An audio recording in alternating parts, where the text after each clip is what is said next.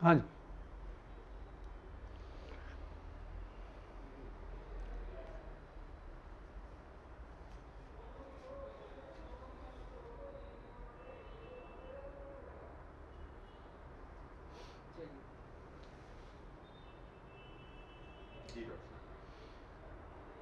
भाई और बहनों,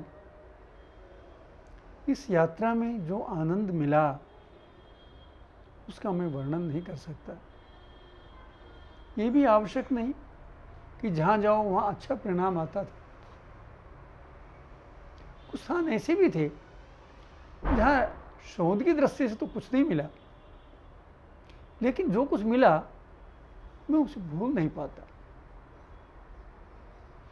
मुझे मेरे मित्रों ने बताया कि महाराष्ट्र में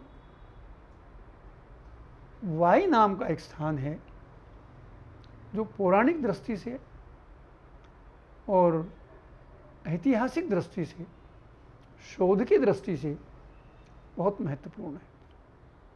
वाई में एक बहुत बड़ा ग्रंथागार है जिसमें दुनिया भर का ज्ञान की पुस्तकें भरी पड़ी हैं। मुझे बताया गया कि वहाँ कुछ पुस्तकें ऐसी हैं जिनमें श्री राम के वनवास मार्ग का वर्णन दिया हुआ है। मैं इससे पहले वाई नहीं गया था,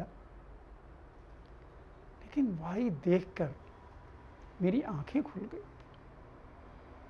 संभवतः कावेरी नदी के किनारे बसा ये नगर ऐसा लगता है जैसे भगवान ने स्वयं अपने हाथों से इसको बनाया। इतना सुंदर, और मैं सुंदर की परिभाषा क्या करूं, लेकिन ऐसा लगता है जैसे हम स्वर्ग में देवताओं के निकट आ गए।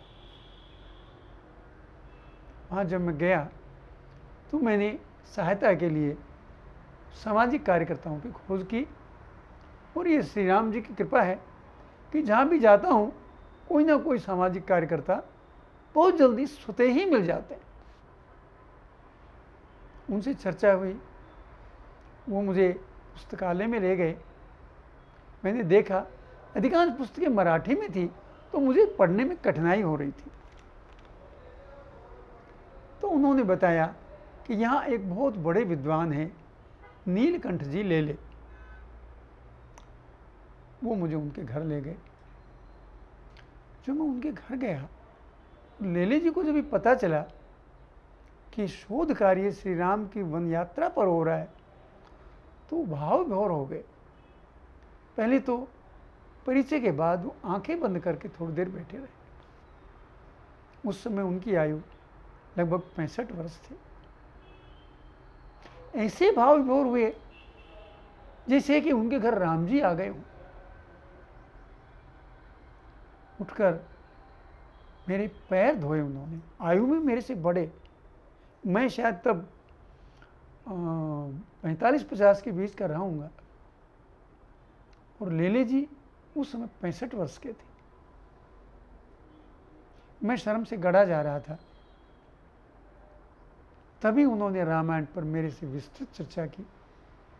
यद्यपि वो मार्ग के बारे में कुछ नहीं बता सके, लेकिन रामायण के प्रति जो उनका समर्पण था वो स्तुत्य था। लेले जी मुझे उसके बाद फिर पुस्तकालय में ले गए। बहुत सी पुस्तकों के बारे में बताया जो मैं मराठी में नहीं समझ पाया था, वो उन्होंने बताया। सारे दिन मेरे साथ वो वृद्ध व्यक्ति बैठे रहे। कार्यकर्ता ने, सामाजिक कार्यकर्ता ने बताया कि शाम का खाना इनका कहीं तय हो गया है। लेले जी अड़ गए, नहीं, ये मेरे मेहमान हैं, मेरे साथ ही भोजन करेंगे, मेरे घर पर करेंगे।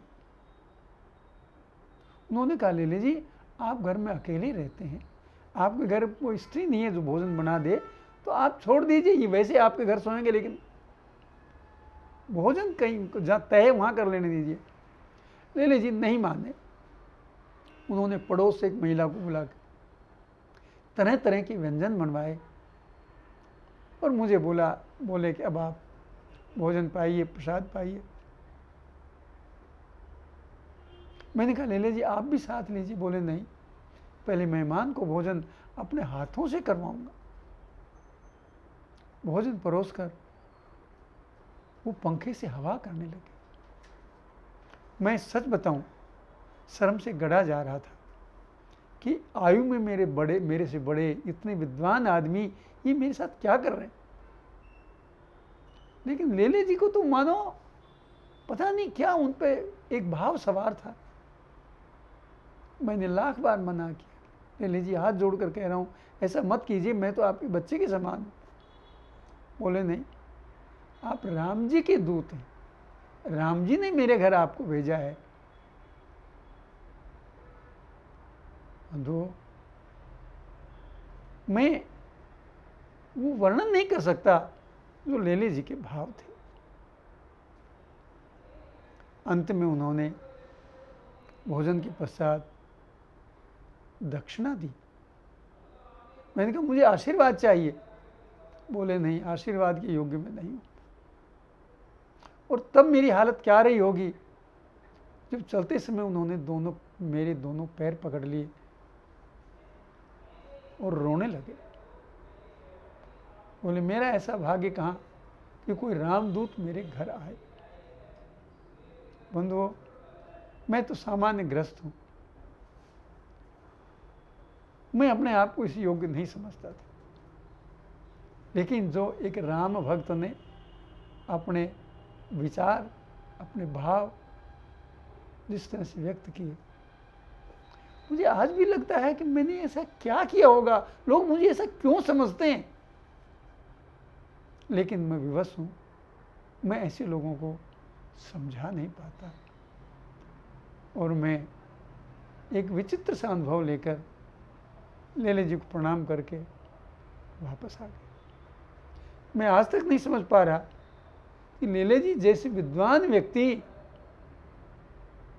मेरे साथ इस तरह का व्यवहार क्यों करते हैं। लेकिन उनकी माया वही जाने। और लेले जी आज सशरीर इस दुनिया में नहीं है। मैं ऐसे विद्वान को, ऐसे समर्पित भक्त को नमन करता हूँ।